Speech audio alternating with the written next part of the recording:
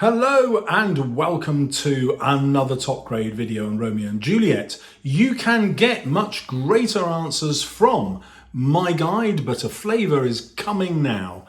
10 exam questions that you are most likely to be asked. So coming in at number 1 is not Romeo or Juliet, it's actually Capulet. So how will you smash a question on Capulet? 2 ways. First, you're going to focus on how he symbolises everything that's wrong with the patriarchal society. Capulet is a lord and therefore he trades in daughters. Juliet is just a commodity to him, a way for him to acquire wealth and status. He chooses Paris, who is a count, the equivalent of an earl, related to Prince Aeschylus, the Prince of Verona. So this is social climbing. And that's exactly what rich parents did. They chose the spouses for their sons and daughters, and they chose a match which would be most beneficial to the whole family. Capulet himself was probably around 30 when he married Juliet's mother, when she was 12 or 13. We know this because she says herself that she'd given birth to Juliet by the time she was 13. So Capulet exists in order to show the male exploitation of women. It's important to remember that this early marriage and giving birth was not a thing. This isn't an Elizabethan tradition. The average age of marriage in Shakespeare's time was still around 24, not much different from what it was when your parents got married. So Capulet is constructed, examiners love that word, created in order to attack patriarchal male society, which treats women as objects that can be traded for wealth, power and status. Now, the second really interesting thing about Capulet is he begins by trying to be a more modern father, asking Paris to wait until Juliet is 16. This seems like a genuine reflection of his beliefs. However, we then find out that Capulet has arranged this masked ball and that a similar one hasn't happened in 30 years. In other words, this is for Paris's benefit. So although he's telling Paris, look, my daughter's not for sale yet, wait until she's ripe, wait for another 2 summers to be over, in actual fact, he intends to move much more quickly. He wants to hook Paris in with this display of his wealth and influence. Shakespeare also uses Capulet to showcase his infidelity. Lady Capulet tells him, you've been on a mouse hunt in your time, in other words, having affairs, and it's open knowledge because in this society it is expected that men will not be faithful and will be able to explore their sexual interests wherever they like. This is a complete contrast to the role of a daughter who must remain a virgin until she's married and then she must remain faithful. Now, similar to this question and also most popular is a question about Capulet and Juliet. And really, when you're writing about Juliet, you're going to write about how she is the victim of this sexual exploitation of young women in society. So if we look at her predicament, the moment that her mother asks her to consider Paris as a suitor, the clock is ticking. Juliet has not been told that her father plans to wait 2 summers. Perhaps Lady Capulet hasn't been told, because perhaps that is not the plan. Juliet's whole experience of the nurse and her mother is that you get married really, really young and you have babies. So she leaps at the first chance to escape from this arranged marriage to still older man, Paris, although he's described as youthful. He's not going to be as young as Romeo. And of course, she has no feelings for him. Whereas she chooses Romeo because she's in love with him. But he is a means of escape from the patriarchal arranged marriage. So we could argue that her passion for Romeo and the speed at which she wants to get married is entirely caused by her father's arranged marriage with Paris. The second most popular question is about love. An interesting response to this is to look at the constant tension between the love that the young lovers express and the sexual passion which the friar and Benvolio and Mercutio think it is. So you've got two opposite views of the marriage. This is why we find out about Rosaline at the beginning, to prove that Romeo isn't actually in love with Rosaline. He's trying to bribe her with saint-seducing gold. Very immature, very cynical. He's simply interested in his own sexual satisfaction. Mercutio uses lots of language to describe Romeo's love as simply lust. There's that whole thing about the medlar fruit, which I'm not going to explain here because I don't want to get demonetized. But the full graphic explanation is in here. Then, of course, the friar won't leave them alone in case they get up to something in the church before he marries them. He's convinced it's just sexual lust. Then, of course, we have Juliet's very sexual descriptions of her husband as she's waiting for him to consummate the marriage. All these puns about death, which was Elizabethan slang for sexual climax. So Shakespeare is constantly pulling us both ways.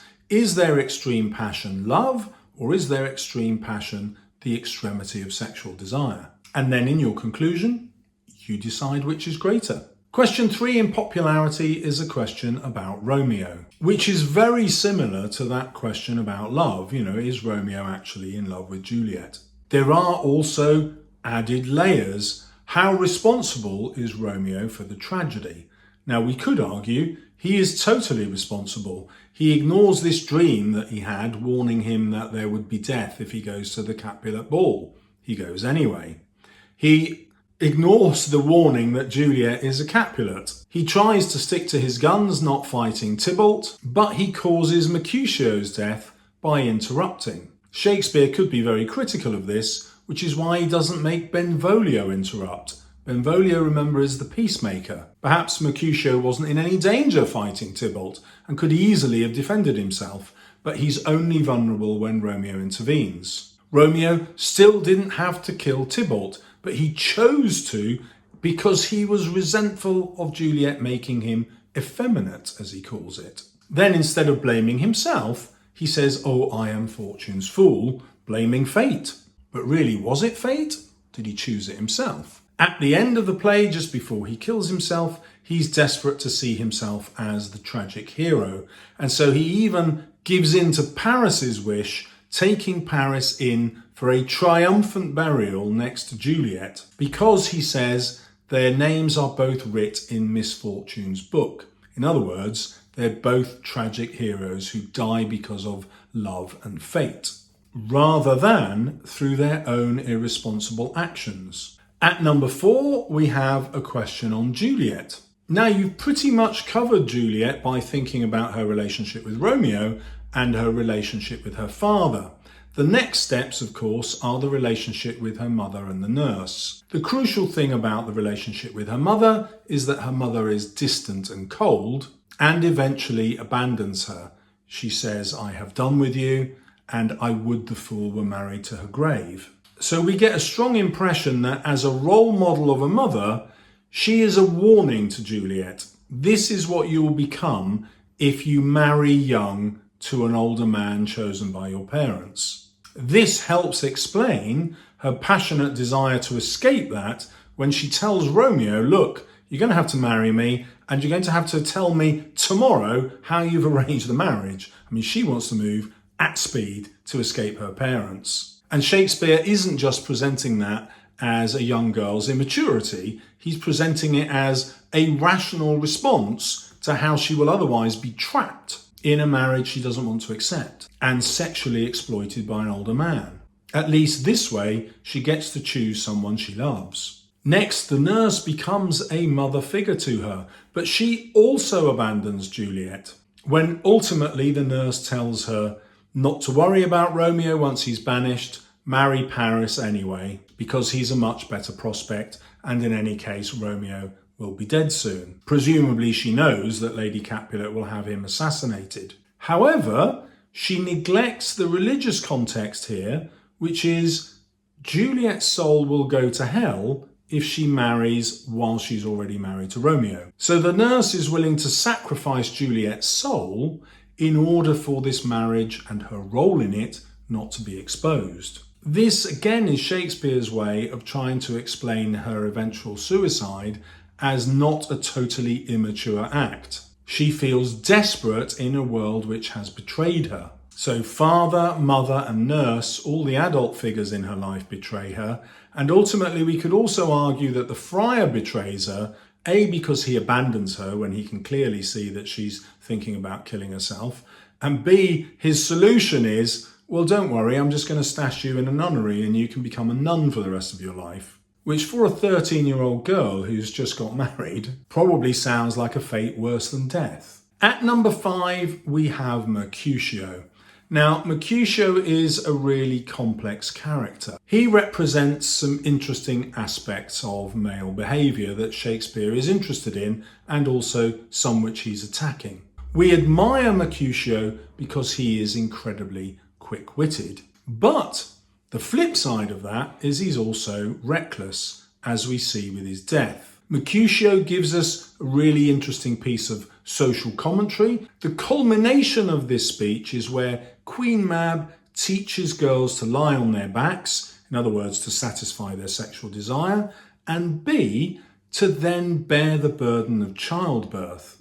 And so Mercutio is attacking female sexuality, but also the male exploitation of that sexuality, which leads to them having children so young in this society he's describing. So on the one hand, it's a defense of women and young girls like Juliet, but on the other, we pick up this sense of disgust at the whole idea of heterosexual sex. Shakespeare plays with this. There are lots and lots of clues that Mercutio is in love with Romeo. When he's angry that Romeo seems to have chosen Rosaline instead of him after the party, he speaks about Romeo dreaming of Rosaline as a medlar fruit and open arse, a sexual image that has troubled readers of this play for a long time.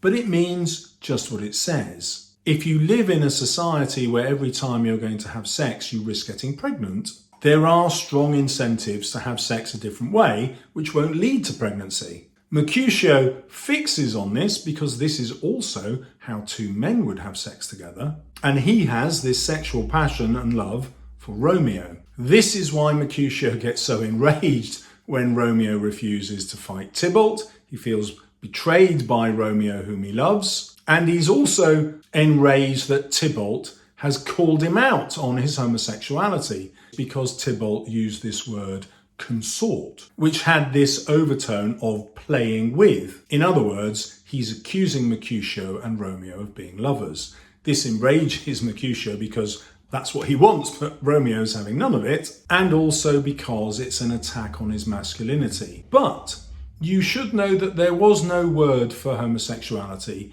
in Shakespeare's time.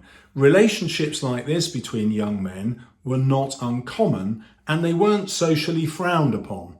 However, it was expected that once you got married, you abandoned any kind of sexual interest in other men. So we could argue that Shakespeare introduces Mercutio as a way of exploring male love in society, and he portrays it in such a way that even love leads to violence and death because of the way men behave. And he uses Mercutio to dramatise that. The other thing is, let's not forget that this is a performance, and Mercutio has some brilliant lines and brilliant jokes. He's there to provide comedy value. This was important to Shakespeare in his tragedies because when you have tragic events, he doesn't want them to become overwhelming, so he introduces light relief. This is something that's often forgotten about in modern productions. Another character who's supposed to be very funny is the servant Peter, but actually many of his scenes are cut in the modern day, whereas they were actually played by Shakespeare's top comic actor. At number 6, we have a question on male honour, family honour,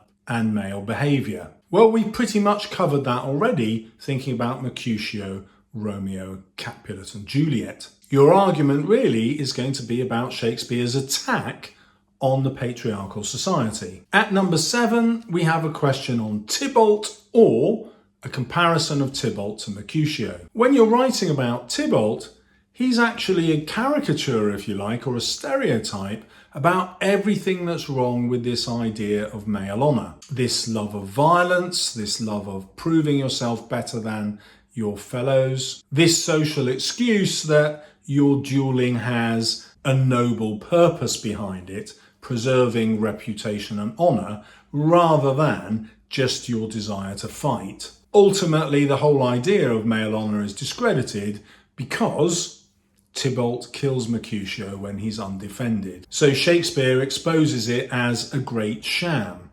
If we go back a little further, Mercutio exposes Tybalt as a poser. He calls him a captain of compliments. He makes fun of his name because Tybalt, or TYBALT, was a cat in a popular series of fables at the time, in which the cat TYBALT is constantly outwitted by the main character, Reynard the Fox. Perhaps Shakespeare chooses this imagery to also suggest that Tybalt is immature and childlike in his views, just like the character in a fable would be. At number 8, we have the Friar, who is a truly fascinating character in the play. When we're first introduced to him, he's speaking in rhyming couplets to himself about the properties of plants, because he is a herbalist, a medicine man of the time, and he's expounding on how plants can save lives but also act as a poison. He talks about everything needing to be in balance.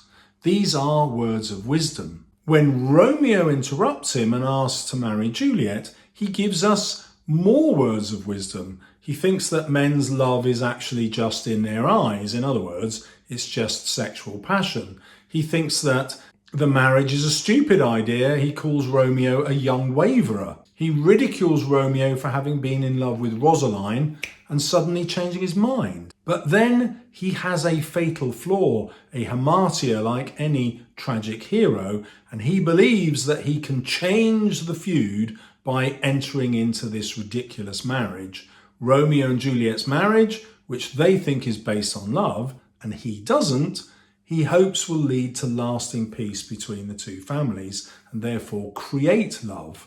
In terms of Greek tragedy, this is arrogance. The word they had for it was hubris, and it was arrogance against the gods. So Shakespeare is suggesting that the friar goes against what would be considered God's wishes by arranging this marriage in secret without telling the parents. The friar is also a figure who the audience might disrespect because he is a Catholic, and Elizabethans have rejected the Catholic religion because Elizabeth's father, King Henry VIII, outlawed it.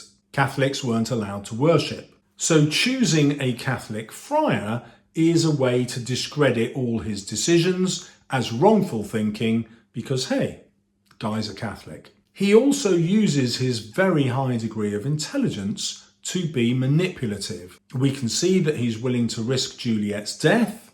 He doesn't really believe that she's going to kill herself, which we find out when he gives Juliet the potion and then says, look, you're not going to be too scared to drink this because you're just a girl. Don't be womanly about it. In other words, he knows that she's afraid of death and isn't convinced by her threat to end it all. He simply needs a way to cover up his part in the marriage and spirit Juliet away to Mantua so no one can ever discover it. At the end of the play, he tries to get Juliet into a convent so no one will ever discover his part. When she refuses, he doesn't stay in order to be exposed, he runs away. So ultimately he is portrayed as a coward and a hypocrite, even though in his own mind he does marry Romeo and Juliet for the best of reasons. But that was hubris.